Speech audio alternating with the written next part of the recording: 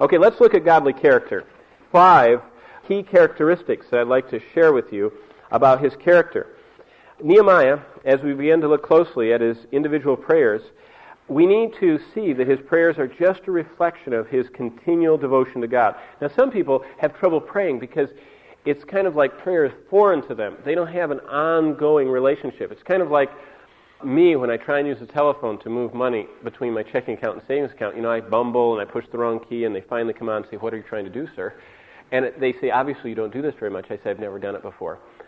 You know what I mean? Have you ever done something for the first time and like try and program your VCR and your kids come up and they go, and it's all done. And you realize that we're getting behind the times.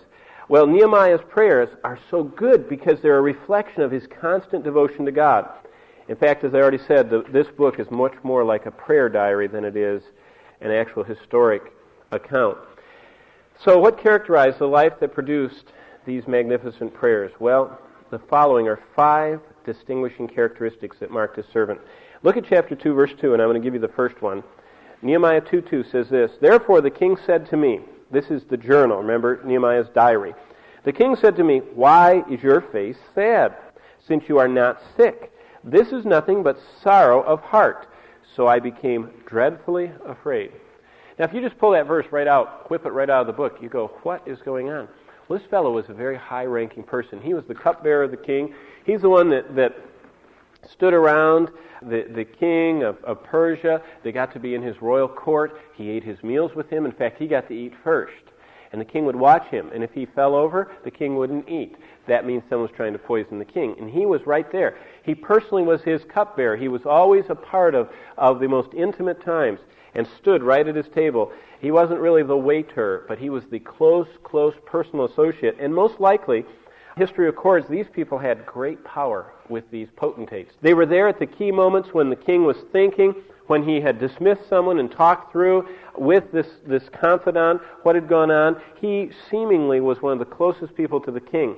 Well, he was never supposed to be sad in front of the king because kings were easily depressed. But he was, as it says in Nehemiah 2:2, he was sorrowful, and the result was he became dreadfully afraid. Afraid of what? For his very life. He could have been killed. Point number 1.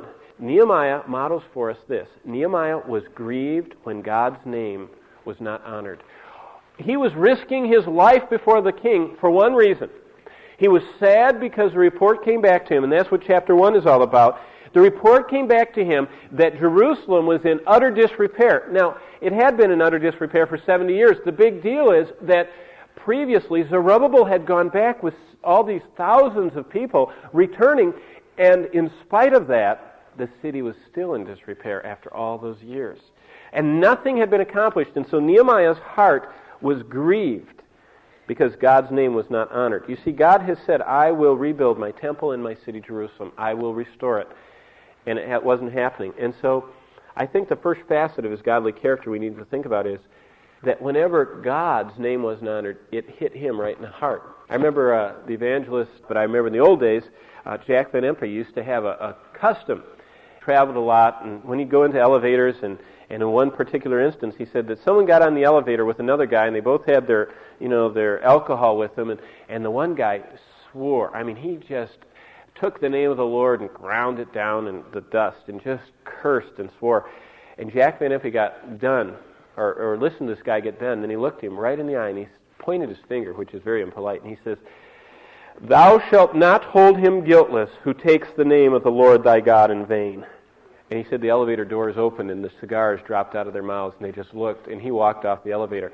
Now, I don't propose that. I mean, that's not really what we should be doing, but we should do something.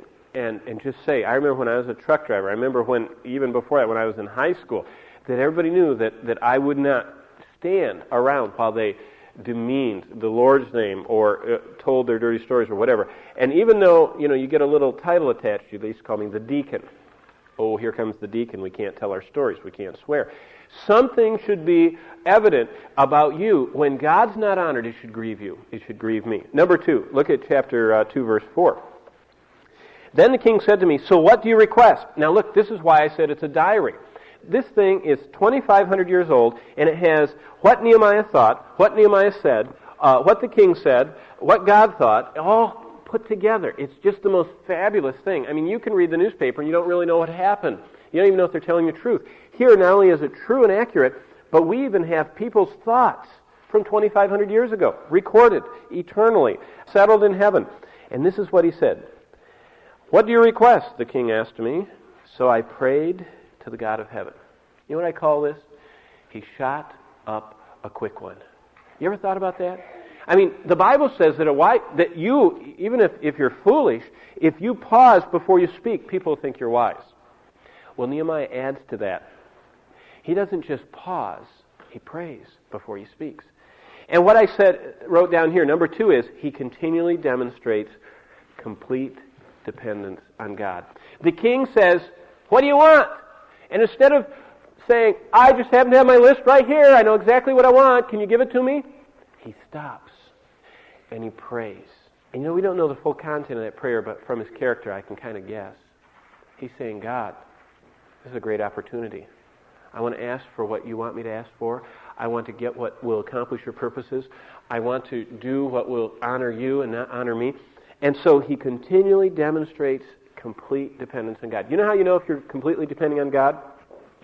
In every situation, whether it's a situation where you can take a big step forward and become, more successful or whatever, or whether it's a situation where you're being attacked, before you answer, instead of taking a deep breath and getting positive thoughts like the motivational speakers tell you to do, if you learn to pray, and what you do is you just tug on that cord and you say, "I can't make it without you, Lord. I need your help. I need your help in what I say. I need the way my composure, how I look, how I present myself, because I'm representing you."